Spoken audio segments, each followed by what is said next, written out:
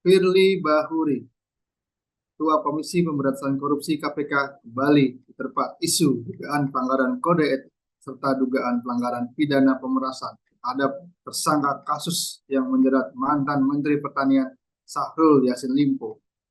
Beredar pula foto yang memperlihatkan momen pertemuan Firly Bahuri dengan mantan Menteri Pertanian tersebut di sebuah gor lapangan bulu tangkis.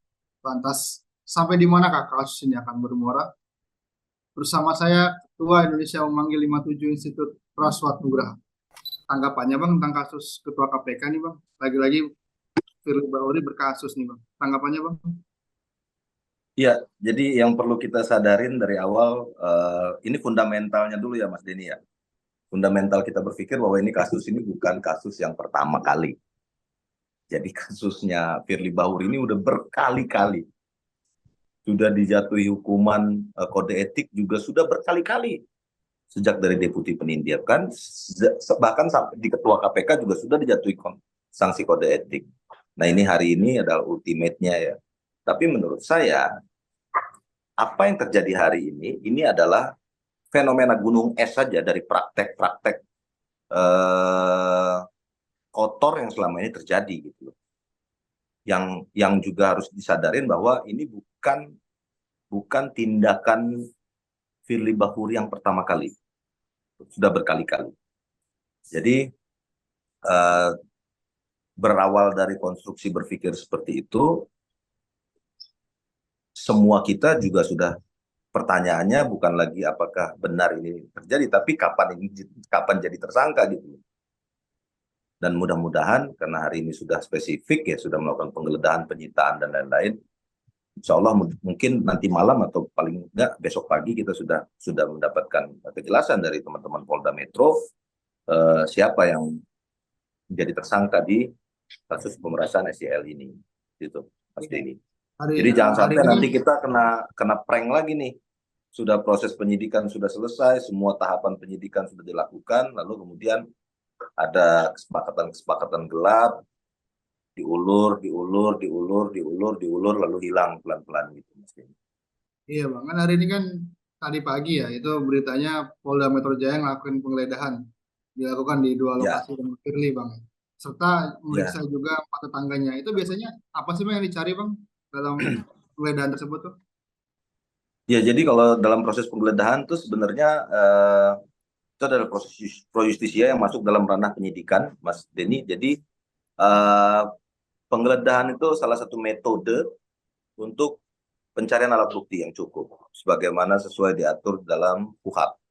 Nah, eh, hari ini kita lihat penggeledahan di rumah Firly Bahuri itu pastinya teman-teman Polda Metro sudah melakukan penemuan alat bukti awal.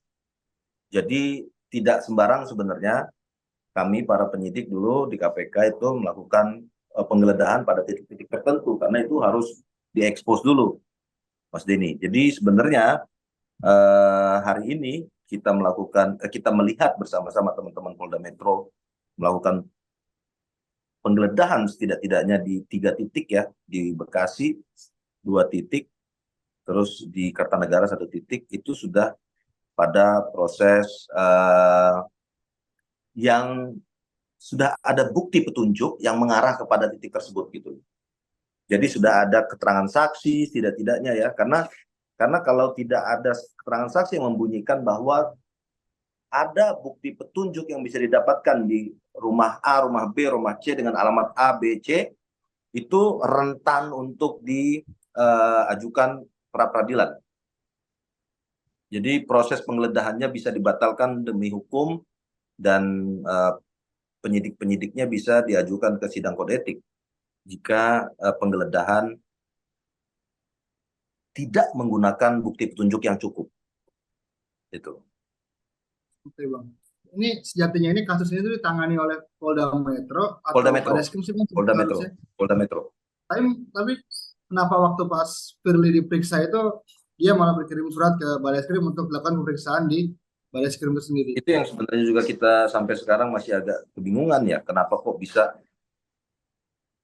surat kepadanya aja tertujunya kepada Menko Polhukam, kepada Kapolri, itu sebenarnya di luar prosedur penyidikan, karena prosedur penyidikan itu pasti kita bersuratnya kepada penyidik yang memeriksa, karena di dalam surat panggilan itu sudah jelas kita harus menghadap ke penyidik A di lokasi A, B, C, D, E, dan lain-lain gitu. Jadi sudah jelas.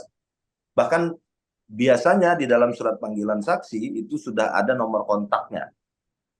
Jadi saksi-saksi itu bisa berkomunikasi langsung untuk misalnya ada yang sakit, ada yang sedang di luar negeri, dan lain-lain. Jadi di KUHP itu sebenarnya mengakomodir proses-proses pengajuan perubahan tempat, pengajuan pengunduran waktu, dan lain-lain. Tapi yang tidak kita lihat sebagai satu hal yang wajar itu ketika kemudian surat pengajuan perubahan tempat ataupun perubahan waktu itu diajukannya ke Kemenko Polhukam. Jadi ini satu pertanyaan kita, ini proses penegakan hukum atau lagi dibawa ke arah politik, karena Menko Polhukam kan salah satunya mengkoordinasikan politik dan keamanan, hukum dan keamanan gitu. Mas Denny. Iya bang, balik lagi ke kasus penggeledahan tuh bang. Biasanya kan dicari apa sih bang? Kalau di dalam kasus kasus Pasti yang kalau ini. kalau penggeledahan pasti melakukan pencarian, salah satunya alat bukti dokumen, terus juga elektronik ya, ada HP, ada flash disk, ada dokumen kertas fisik, ada dokumen non elektronik, dokumen elektronik non elektronik, terus juga ada mungkin kalau misalnya ada laptop dan lain-lain bisa juga kita geledah, lalu uang, barang berharga, benda berharga yang bisa menjadi petunjuk dari kasus tersebut itu kita lakukan penyitaan semuanya. Lalu kemudian penyidik akan melakukan eksaminasi terhadap alat-alat bukti yang disita dari lokasi penggeledahan, apakah itu akan digunakan dalam berkas perkara atau tidak.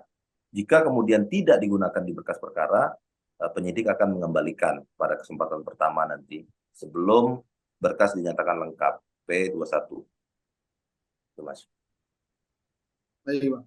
Pada saat pemeriksaan Firly kemarin nih bang di Barreskrim, dia kan ternyata datangnya lebih awal tuh bang dari yang dijadwalkan oleh Mabes Polri. Ya. Nggak selesai pun pihak awak media itu tidak mengetahui bang. Itu tanggapan abang gimana bang? Kenapa dia terkesan seolah-olah menghindari awak media yang sudah menunggu dari pagi dan hingga malam itu bang? Kenapa Nah, Firly itu yang sebenarnya kita juga bertanya, apa kenapa harus bersembunyi itu kenapa?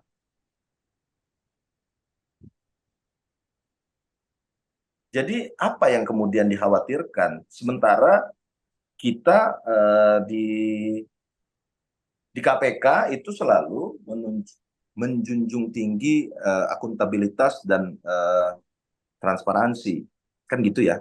Apalagi KPK adalah role modelnya lembaga penegak hukum. Itu diatur di dalam UNCS itu. Jadi United Nations Convention Against Corruption itu sudah ngomong tuh bahwa setiap negara yang meratifikasi UNCC itu harus membentuk satu lembaga anti corruption agency yang independen dan menjadi role model. Kok tiba-tiba bisa ketuanya sendiri secara paradoks itu malah melakukan tindakan-tindakan yang jauh dari kalimat transparan dan akuntabel gitu. Terus juga saat pemeriksaan tersebut nih bang, info yang beredar sih dia didampingi oleh tim Biro Hukum KPK bang. Apakah Betul. prosedurnya memang seperti itu saat Ketua KPK bersinggungan dengan masalah hukum? Sebenarnya secara SOP ya, memang jika ada permasalahan hukum terhadap staf atau pegawai KPK atau pimpinan KPK, Biro Hukum melakukan pendampingan. Itu benar, Mas. Jadi itu adalah praktek yang kita sudah praktekkan selama bertahun-tahun.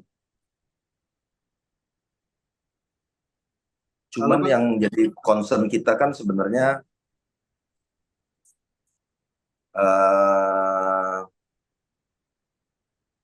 biasanya itu tim teknisnya ya yang turun ya. Tapi kemarin langsung kepala biro hukum. Tapi mungkin karena Firly Bahuri ketua ya kali ya. Jadi kepala biro langsung yang turun. Iya bang. Kalau kita bicara soal etika, bagaimana etika seorang ketua KPK yang harus dilakukan di tengah kasus pemerasan yang dilakukan olehnya? Kalau menurut abang gimana etika yang seharusnya dilakukan? Harusnya ya mundur lah, Mas Denny. Mundur pada kesempatan pertama itu sudah jadi etika apa ya? Itu sudah jadi satu hukum tidak tertulis di KPK. Kalau dia melaksanakan penyidikan atau penyelidikan atau penugasan Dumas, operasi tangkap tangan itu kemudian itu merasa adanya konflik of interest, dia harus mundur.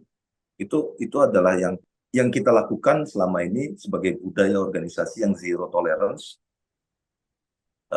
Kita lakukan selama bertahun-tahun sejak KPK berdiri. Kalau hari ini kemudian Firly Bahuri nggak Berarti mundur, etikanya harus mundur gitu ya? jadi apakah sekarang budaya zero tolerance di KPK itu sudah hilang atau gimana? Itu juga yang jadi satu pertanyaan kita semua. Menurut abang gimana budayanya itu? Ya sudah hilang, jelas karena ketua KPK-nya aja sudah menunjukkan contoh yang seperti ini, ya udah pasti ini adalah satu pukulan mundur ya bagi pemberantasan korupsi, di mana ketua KPK-nya sendiri terlibat dugaan korupsi. Ya. Oke. Ya. Nih, dalam foto yang beredar di media massa nih, pasti udah banyak lah bang, udah tahu foto-fotonya itu. Pantas Ya, nggak sih bang, seorang ketua KPK itu bertemu pada saat itu terduga tersangka? Pantas nggak bang? ya nggak mungkin lah itu bukan nggak pantas-pantas lagi itu kan pidana ya Mas. Pasal 36 dan junto pasal 65 Undang-Undang KPK kan menyatakan bahwa bertemu dengan alasan apapun. Jadi nggak perlu tuh ada mensrea mau katanya main bulu tangkis, mau katanya ngantri McD atau lagi makan pecel ayam di pinggir jalan dengan alasan apapun. Ketua KPK, penyelidik, penuntut dan lain-lain tidak diperbolehkan bertemu dengan pihak yang berperkara. Kalaupun kemudian dibalas berusaha untuk berkelit, lo itu saat itu kan belum berperkara dan lain-lain. Saya bisa garanti, saya bisa jamin bahwa saat itu pertemuan terjadi itu Syahrul Yassin Limpo sudah pada posisi pihak yang berperkara. Kenapa? Berperkara atau tidak berperkaranya seseorang itu di KPK itu dimulai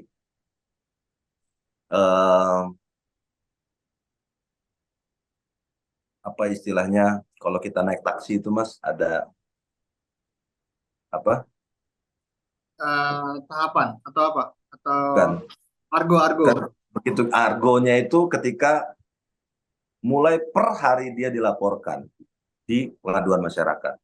Dan saya bisa jamin bahwa hari itu Pak Syahrul Yassin Limpo sudah menjadi pihak yang terlapor dan proses pengaduan masyarakat sudah sedang ditindaklanjuti dan sedang berjalan. Bang, waktu hari Rabu kemarin kan abang ngirimin raket bulu tangkis nih bang, Ya, sama betul. 3 jagung ke kantor KPK. Ya, Ini ya. maksudnya apa nih bang? Ini Menyindir sebagai Firly bang? satu pengingat kepada publik ya bahwa proses pertemuan itu yang jelas-jelas melanggar pasal 36 Undang-Undang KPK bertemu dengan alasan apapun itu terjadi dan benar terjadi gitu. Jadi ini kita remind kepada publik dan kepada teman-teman Polda Metro juga bahwa pasal 36 itu sudah full-toid, sudah terpenuhi segala unsurnya. Tandanya apa? Tandanya itu ada foto bulu tangkis dan sambil makan jagung rebus. Gitu. Baik bang. Kalau ini kan berarti kan diduga melakukan pemerasan bang. Berarti kan harus ada bukti pemerasannya nanti bang ya. Entah itu bukti chat atau rekaman suara atau apa Saya gitu bang. yakin teman-teman Polda Metro sudah lebih ahli, bahkan lebih ahli dari diri saya sendiri, Mas. Saya juga dulu teman-teman, saya mentor-mentor saya juga dari teman-teman polisian, abang-abang polisian dulu yang abang-abang leteng 90, 92, 93 dulu yang ngajarin saya proses melakukan penyidikan, operasi tangkap tangan. Saya yakin mentor-mentor kami semua di polisian itu juga adalah mentor-mentor yang sama yang mendidik teman-teman di Polda Metro Jaya. Jadi saya yakin proses penyidikan ini dilakukan secara proper dan pasti hari ini tindakan penggeledahan itu sudah memiliki dasar hukum yang kuat dan bukti petunjuk yang kuat. Berarti tinggal menunggu hari aja nih Bang ya, Ya, dari penggeledahan hari ini. betul Mas Denny. Oke, baik Bang, terima kasih Oke. atas waktunya. Terima kasih Mas Denny. Ya, Salam buat terima kasih Bang teman-teman waktunya. Diskursus Network ya. Baik, Ya, terima kasih ya Bang. ya, ya. Assalamualaikum. Waalaikumsalam warahmatullahi wabarakatuh. Berikut dialog saya bersama Praswat Nugraha. Saksikan terus Diskursus Update hanya di channel Diskursus Net.